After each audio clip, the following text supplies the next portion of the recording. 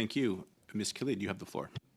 Thank you, Chair, and I'll address this very, very quickly. A number of points here that have been raised by my colleagues. First and foremost, nobody is saying that the RCMP should not come here to this committee to be held accountable for and to help us understand how this investigation has been ongoing.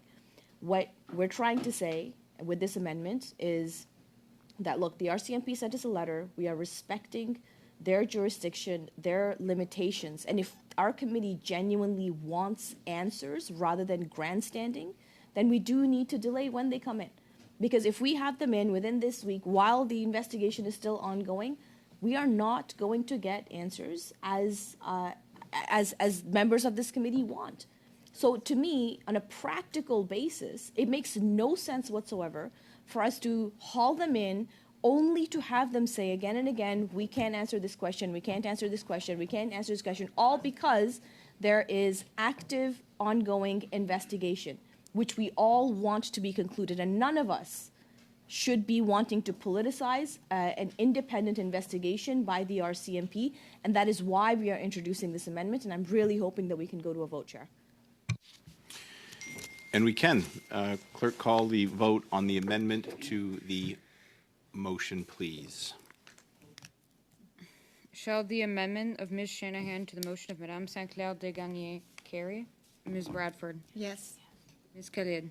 Yes. Ms. Shanahan? Yes. Mr. Sobrera? Yes. Ms. Yip? Yes. Mr. Nader? No. Mr. Stewart? No. Ms. Ferrari? No. Madame Saint-Clair de Gagné? No.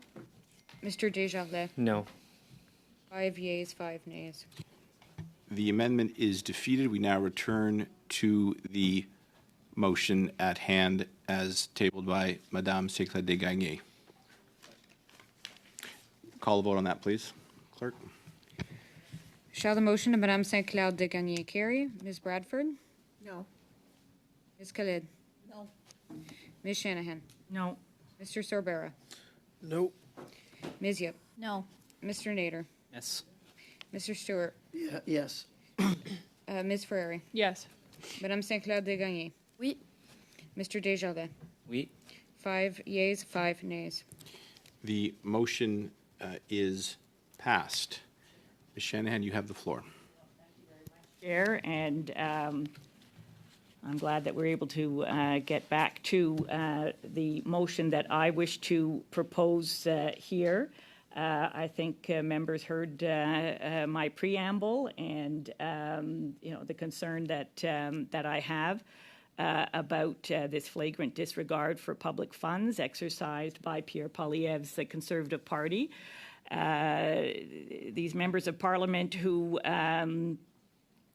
like to talk a good talk, but when it comes to walking the walk, it's a different story. So I move the following motion, that the committee immediately conducts a study into the flagrant disregard for public funds exercised by Pierre Poilievre's Conservative Party of Canada Member of Parliament, who expensed their travel costs, hotels, and per diems to travel to Quebec City for the Conservative Party of Canada Partisan Convention in September 2023 as a matter of public interest and report its findings to the House.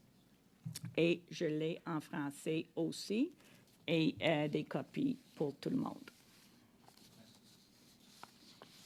I have the wording in French, and I have copies for everyone, which I will now distribute.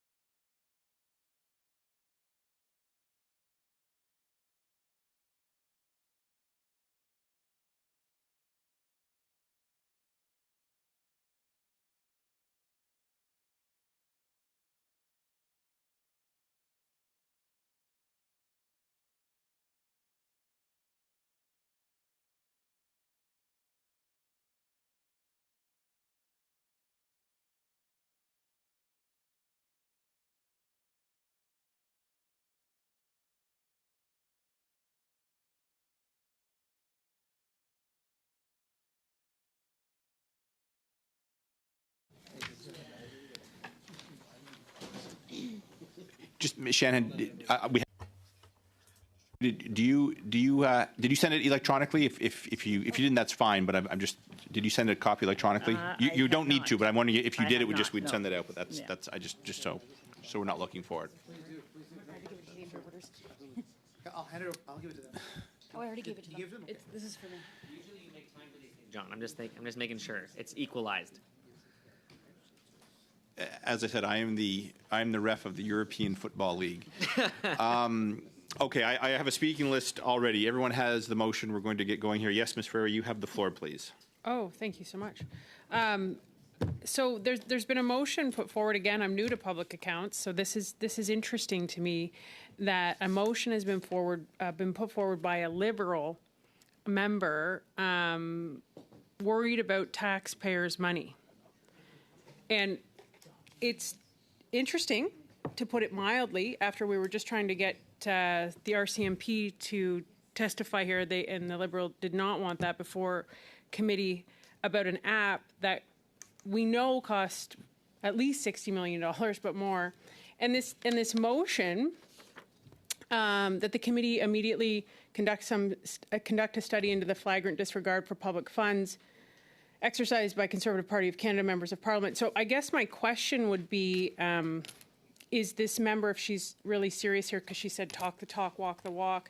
So I was hoping we could add a couple of amendments, obviously, to the Prime Minister's $6,000 a night mystery, or $6,000 a night stay in London, as well as his very extravagant trip to Jamaica that cost taxpayers, I'm not sure how much that was, but I mean, if we're going to walk the walk and we're going to talk about being very mindful of taxpayers' money, I think we should be adding that into this study. And Tofino, thank you so much to my NDP colleague here. Thank you.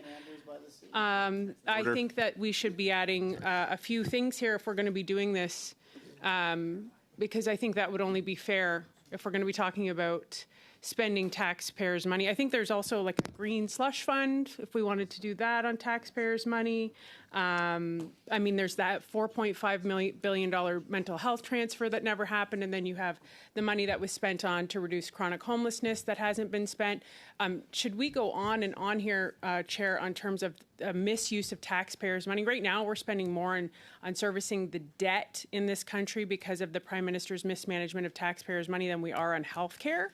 So I'm just, if the Liberal member is truly serious about this, that would be a really great thing, because I think absolutely, I think we absolutely as elected members of Parliament want to ensure that the money is accounted for and is being fiscally spent. So I think there's a lot of things we could add to this motion, and I'm curious to see if the member opposite is open to that, if she really wants to walk the walk. And obviously, let's throw in Arrive scam, because again, $60 million, that's being low of what is expected when it was supposed to cost $80,000. So thank you. Quite a long speaking list. Thank you, Chair. And a very, very curious motion, I might say, and somewhat surprising, because just last week, the Liberals filibustered a meeting on Arrive scam for about 45 minutes to an hour to avoid hearing from witnesses, all for the supposed intent of working out a work plan that this committee had agreed to and that the chair had agreed to and had put things into play. So it's rather curious, comical, if it wasn't so serious, that now all of a sudden Ms. Shanahan, the Liberal caucus, National Caucus chair, has decided to put forward such a motion about another opposition party's attendance at a National Caucus meeting. Especially interesting, Ms. Shanahan moved this motion, Liberal caucus chair. Interesting about her $5,149.02 expense for regional or national caucus meetings in Whitehorse. So that was $5,149. Another $1,257 for Rocky Harbor, Newfoundland. So I see Ms. Shanahan is Okay. Rocky. Order. I seem to Just be one second. heckled, Mr. Yes, just Chair. one It's, second, Mr. Nader. Again, we have a nice long list, and I will add people to it. You have the floor again, Mr. Nader. I do have a point of Oh, order. pardon me. I thought you were. Pardon me. Yes, Madame Khalid. Thank you. I would encourage our members to talk on the relevance. You know, like in fact, members on the Conservative side have listed out things that have been litigated in committees, front, back, center, all of it. What this specific motion is asking for is brand spanking new. It is something that has not been discussed, and I think that members should stick to this because at the end of the day, all parliamentarians are accountable. That is true. I'm going to turn things over to Mr.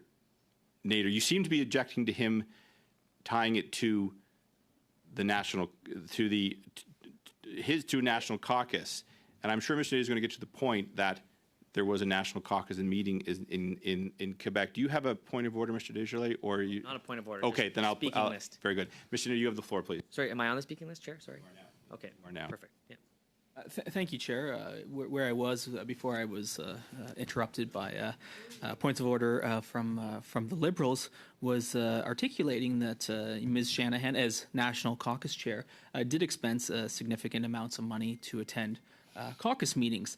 I would note further that the members' bylaw, which is a matter that falls under BOI, the Board of Internal Economy, is the one that would be responsible for this. I see Ms. Shanahan wants to distract from the government's disastrous Arrive scam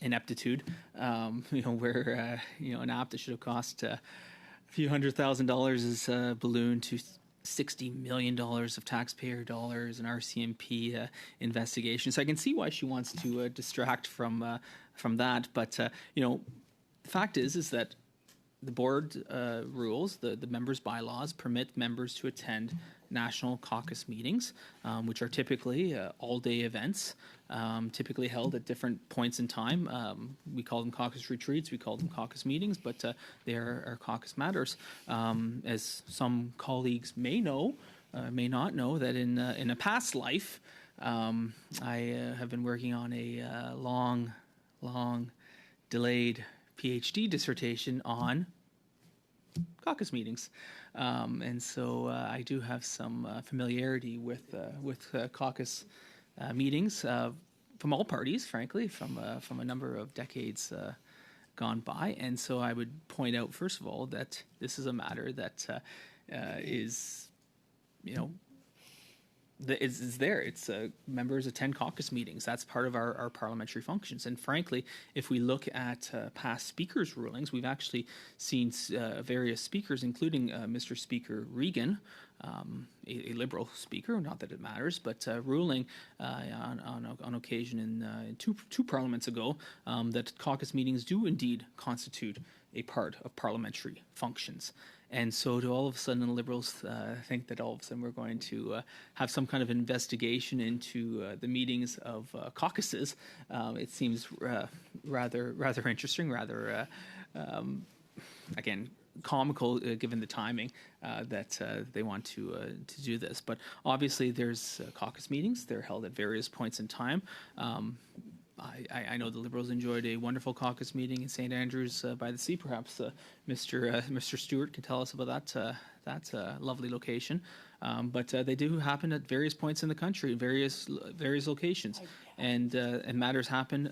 We follow the members' procedural bylaws that provide clarity and certainty. And expenses that are eligible are one thing, and expenses that aren't permitted. So the bylaw clearly states that national caucus meetings, regional caucus meetings are permitted, as we know from Ms. Shanahan's own expense claims about her attendance at various matters. So I really don't know what this is, especially since this is not an issue for public accounts. This is a Board of Internal Economy issue. But once again, what we're seeing here is a Liberal attempt to cover up.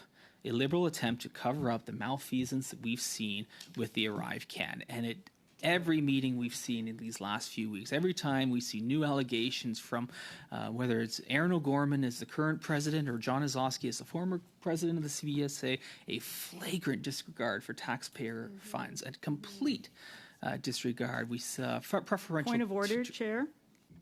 Just, Yes. Yeah, just relevance to the motion, and I just want to point out that Mr. Nader expensing of $2,117 for that's a not a point of partisan order. convention. You're splitting. Mr. Nader, you have the floor. If you could just Not that it's maintain on relevant, point. Mr. Chair, but if Ms. Shanahan actually looked at that, she would notice that I flew in the night before the caucus meeting and left the next day after the caucus meeting. Not that she would want to worry about details like that, but obviously she's never let facts get in the way of a good partisan job. But that's for her to live with, and not for me. My expenses are all a matter of the public record, and I am more than happy to defend attending caucus meetings where we are committed as a Conservative caucus to, axing the tax, building the homes, fixing the budget, and stopping the crime. That's what we're focused on. We're not focused on the Liberal cover-up that we're seeing, not only with this motion, but with their complete and utter disregard for the findings of the Auditor General, and every time they try to disrupt a meeting. So, Ms. Shanahan calls relevance. Well, this is relevant.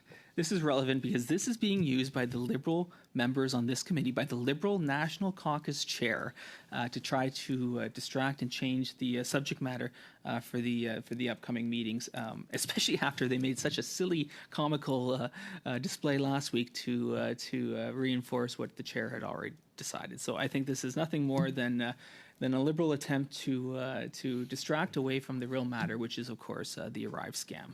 And I will leave my comments there, Mr. Chair. Thank you.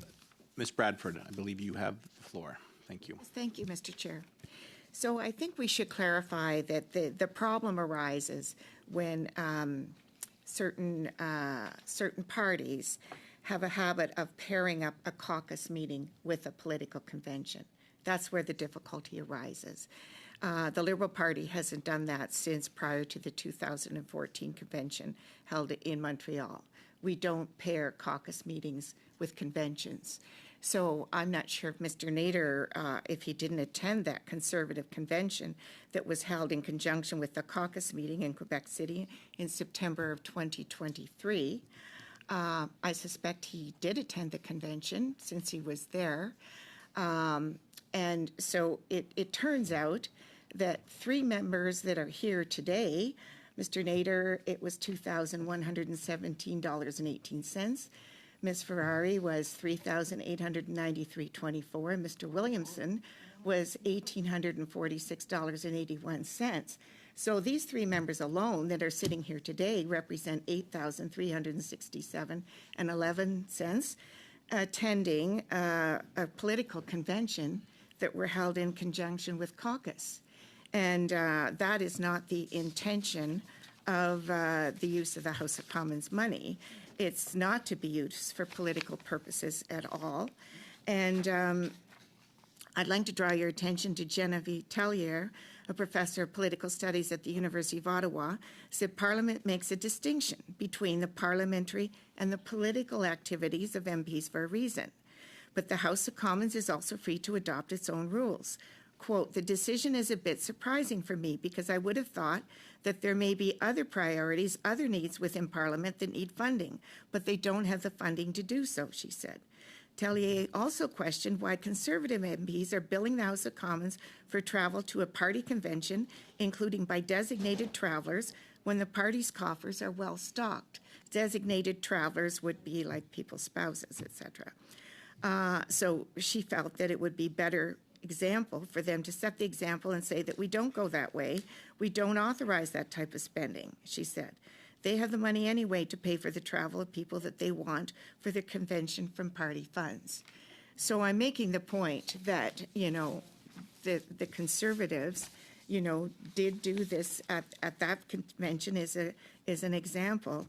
And so that's why I believe Ms. Shanahan is bringing forward this motion today for us to consider that we should have a look at this because it is a misuse of money that is being kind of directed to partisan events because they're being held in conjunction with the caucus and using that caucus excuse to get the travel expenses for themselves and their designated travelers to get to the political convention. Thank you very much. Mr. Sabero, you have the floor. Thank you. Thank you, Chair. I think this is the first opportunity I've had to engage in the debate today at the committee. When I look at my colleague Ms. Shanahan's motion with regards to the matter at hand and the sentiment expressed in the flagrant disregard for public funds exercised by Pierre Poilievre's Conservative Party of Canada and its members of Parliament, Chair, it goes to the heart of the matter where we as parliamentarians have responsibilities when we travel to events. We travel outside our constituency offices. In this case here, when we members have caucus meetings, we travel to those caucus meetings at wherever point they're scheduled in across this beautiful country. We're all blessed to call home, but they're not conventions. They're not political conventions where then you can tack on an extra day or two here or there. And where I grew up in northern British Columbia, this is playing loosey-goosey with the rules and how you interpret them. And I know Mr. Stewart's from New Brunswick, if I remember correctly, and my sister-in-law's from that area. And growing up in northern BC, you know, this is the type of thing that you try to get away with something until you're kind of caught with your hand in the cookie jar in terms of how you've interpreted the rules. And I must admit, looking at this, I've gone to political conventions since 1988, I believe was my first one as a private citizen, and now for the last 9 years as an elected official. And when you go to political conventions, those are paid by your own funds, or they're paid for through a process through your electoral district association, your EDA. And in no way have we gone to a political convention and then tacked on a day and said, well, I'm going to bring individuals with me and I'm going to charge back to ultimately the taxpayers of Canada. I think that is wrong. Here, what is referenced in my colleague Ms. Shanahan's motion with regards to the Quebec City Convention, it was a full-fledged political convention. And then to say, well, I'm going to have a day of caucus meetings or so forth and then charge back on that is I think, to be blunt, very unacceptable. The issue at hand, they should be separate. They should be fully separate. There should be no, if I'm looking at a Venn diagram, the circles should not cross in any matter at all. And in this time they were. So somebody interpreted the rules and said, hey, I think we can get away with this. And now we're saying, wait a second, I think that's actually wrong. I think that, well, it may be within the rules, but it's actually does not pass the smell test. And I think as parliamentarians, we're all here to do better and to do the best we can for our constituents and the taxpayers and voters of this country. I think in this regard, it's not putting the matter of the public interest at heart. It's not being what I would say the best that we can all be as parliamentarians, Chair. And, when I read these stories as reported by the media, I was actually thinking about this because I'm thinking, geez, how would that work? And why would they do that? And I thought, oh, geez, they went to a political convention and they tacked on an extra day and then charged it back to the government of Canada or their MOBs. And I think that there needs to be that separation. I fully think there needs to be separation. Now, as a parliamentarian, I like to learn and I like to always do what I can for my constituents and do better. And I think we all as parliamentarians read the rules that we're governed under, and we all act accordingly. I think we act accordingly to the best of our ability, and so forth. But I think in this case here, somebody thought, I think we can do this. It may not pass the smell test. I may not be able to explain it, but geez, I think I can try to get away with it. And that's not right. That's not the way we'd raise our children. I don't think most certainly that's not the way I'm going to raise my kids. And in fact, to all the political conventions we've gone to, and all my caucus meetings, I can actually flatly say that I've never, we have made it a plan with my wife and I not to bring our family members to that, to keep them separate, always. We don't like to conflate that matter. If even on occurrences when folks come visit me in Ottawa, we actually pay our own expenses because I think that's the right thing to do. And I think we have those dependent traveler points and stuff like that. That's fine. People have a right to do that. I see people bring their spouses up, their partners, and so forth on flights. We all choose what we want to do as parliamentarians and how we wish to act and how we wish to comport ourselves. That's that's within our purview, and I'm not here to judge other folks. At the same time, we all represent our constituents and the taxpayers within those constituents. I think on this case here, the flagrant disregard, again, the flagrant disregard for public funds, it's I would say it's unfortunate because I think folks could have done better on this front, and I think the separation between a party convention, a party political convention, and then claiming some sort of caucus meetings are tacked on, and then claiming expenses in between back to your MOB is I think wrong, unfortunately, and much to the chagrin, because I do when I read that story, I think there were a lot of well-intentioned MPs that looked at that and that made that practice. But I think when you take a step back, it's probably not the most prudent way of managing things. So I'm going to stop there. I've kind of said my piece on this front. I just think we need to be stewards of the till, Chair. And I know, Chair, from your background, I think you were the president of the Canadian Taxpayers Federation, or to some extent, and if I'm wrong, you please correct me. And you've always been one that wants to act in the best interest of taxpayers in your province of New Brunswick and across the country, Chair Williamson. And I'm fully on that bent on myself with the background I bring to Parliament and where I see things. So with that, I'd like to thank Ms. Shanahan for bringing forward this motion. I think it is a great motion, and I hope we have a chance to continue the debate along with it and see where we go from there and the will of the committee on what we wish to do with it. Thank you. Thank you. Mr. Stewart, you have the floor. Thank you, Mr. Chair. A few things I wanted to add. Mr. Sorbera, in September 2022, in St. John, New Brunswick, spent $2,330.62, and in Whitehorse, Madame or Miss Shanahan spent, I believe, exceeding $5,000. I also wanted to raise something else here too, Mr. Chair. I think it's important. The Liberal Party's caucus retreat in New Brunswick in 2022 cost taxpayers $428,000 and change. Some of it billed to the House of Commons, and some expenses for staffers in ministers' offices, and the Prime Minister's office billed to those offices. Also, the figures included $43,292 in expenses for MPs designated travelers. I also wanted to bring mention to the Prime Minister's trip to, I believe it was Montana, and before they added the RCMP costs and the police detail that would travel with the Prime Minister, I believe it exceeded $400,000. It could have been $500,000, but in my mind it's at least $400,000. So I think if we're going to throw stones, we should understand what we've done ourselves.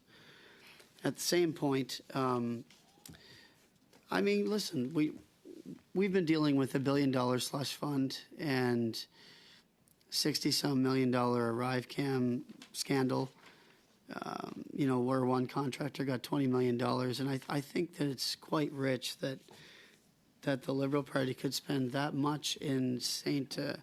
Andrews by the Sea, I believe, a very beautiful part of New Brunswick. And, but that's $400,000. And I find it very interesting. I mean, considering there was a National Caucus meeting with the weekend that's being discussed here before the committee. So I think it's very interesting that the Liberals would actually go this route, judging by their own record. That is perhaps the strangest aspect of this meeting here today. The Liberals' record on spending on hotel costs and what's being billed to the taxpayer has been on occasion so alarming that it's spent numerous days on the front page. I think that all of Canada has been quite perplexed by the idea of a $90,000 Jamaican vacation, a $500,000 Montana vacation, a $400,000 caucus retreat in New Brunswick, Canada, my backyard, or close to it at least, in St. Andrews. I think the Liberal record is shocking on so many levels that as a member of this committee, I'm kind of perplexed that we're even having this discussion. I mean, any member of this committee from any party has the right to put a motion. And I don't mean to be disrespectful to that part, because it is the right of a member. I'm just shocked that the Liberal Party's direction would go there, of all places, because their own record has been so abysmal that we've just seen it so often that I think, Mr. Chair, I think it'd be fair to say that the taxpayer in general has a legitimate fatigue with this sort of discussion.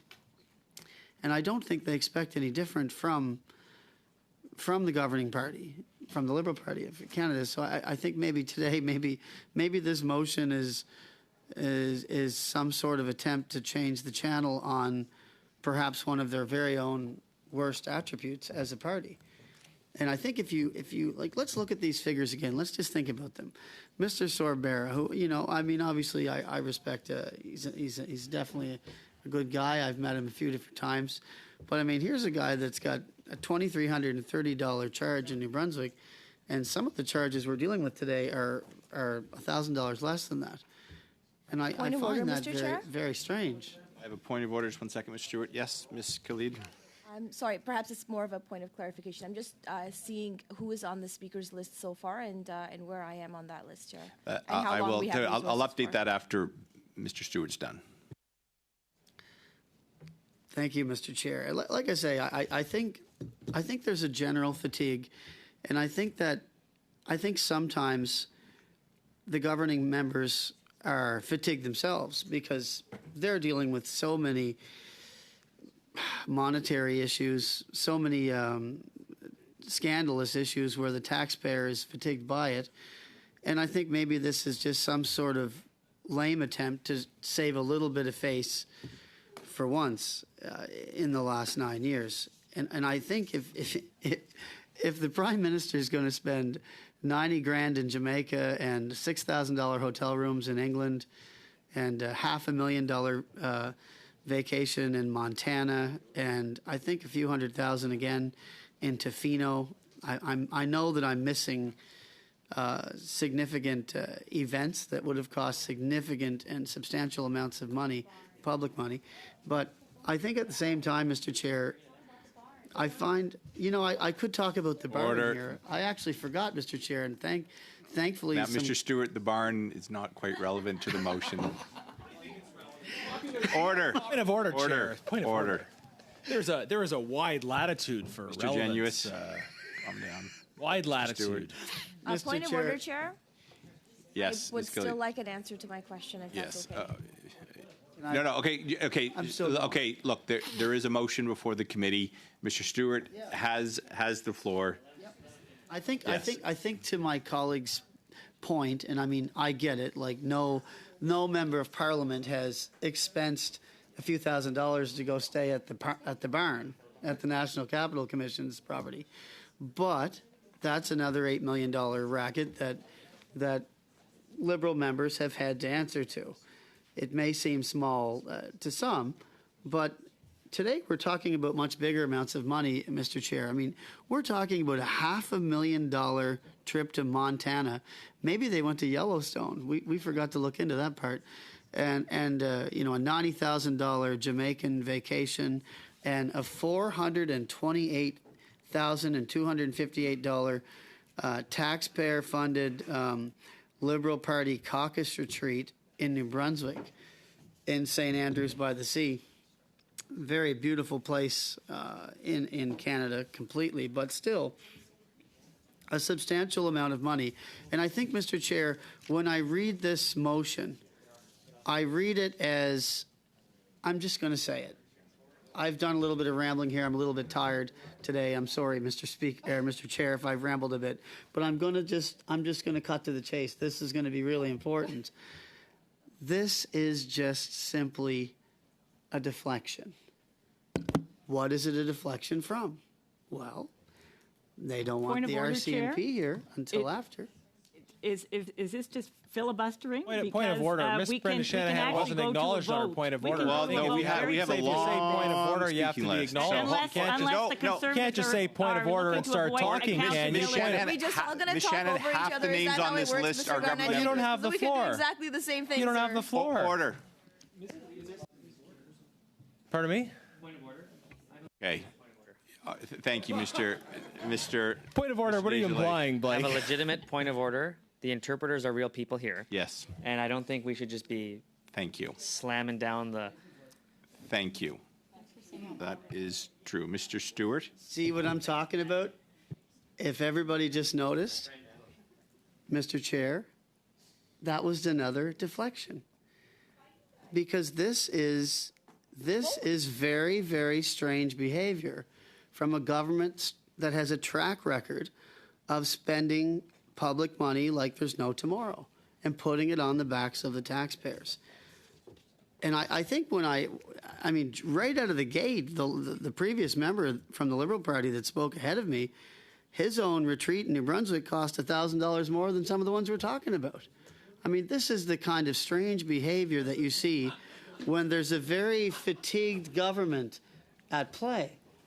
And I think that, Mr. Chair, I think it's very strange behavior because I guess either they're trying to change the channel or they really believe that somehow the members of other parties spent more than they did, which is totally impossible. Or maybe they could change the channel and the public Point of would then order, see Mr. that Chair? potentially.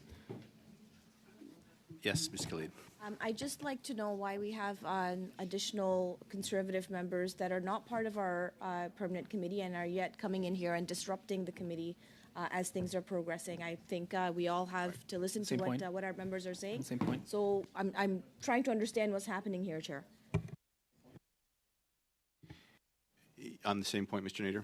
Thank you, Chair, and I would encourage Ms. Khalid to review the associate membership of this committee, and she will realize, if she were to do that, that every member who is currently in this committee room right now is either a member or an associate member of the Standing Committee on Public Accounts. So to try to imply that a member of this committee or an associate member shouldn't be at a Public Accounts committee, so I'm quite concerned about her denying the opportunity for parliamentarians to play their role and attend meetings to which they are entitled as parliamentarians to attend. Thank Sorry, you. Yes. On the that same of order, point, Chair. I will, Okay. no, Whoa. Chair. Miss If I have the Miss floor, I have the Khalid floor. Miss Khalid has a point of order on the same Thank you, point. Chair, and I appreciate Mr. Nader's jabs at me. However, my question was, why are there additional members beyond what our permanent members are on this committee, and why are they disrupting the conversation that is happening in this committee? And I don't think that Mr. Nader, in as much as he would have loved to defend his members here, really addressed my points, and I think that is for you, Chair, to address as to why are members being unruly on this committee right now that are not permanent members on this committee. Thank you. So, two answers to your point. So, as my understanding is, members of the House of Commons are free to come into committee meetings and take a seat, and in some circumstances participate if they're rotated in and out. Or members can agree to hear from a member, as we've done with the Green Party, for example. On your second point, I would urge members from all sides to restrain their comments, allow the speaker who has the floor to be heard, so we can also move on from one to the next. The interruptions, of course, do tend to both cause and allow members to go on longer than perhaps anticipated, and as well, the interpreters do not need to hear the excess noise. So I would ask members. I'll take this moment actually, since I do have the floor. And if I've missed anyone, let me know. But I have up next Mr. Desjardins, then Ms. Shanahan, Mr. Nader, Ms. Yip, Ms. Ferrari, Ms. Khalid, and then Mr. Genuis. Did I miss anyone? No. So that is where we're at. Mr. Stewart, you have the floor. Chair, I just had a point of order. Point of order, yes, Mr. Genuis. Thank you, Chair. I wonder if Ms. Khalid's point of order was actually motivated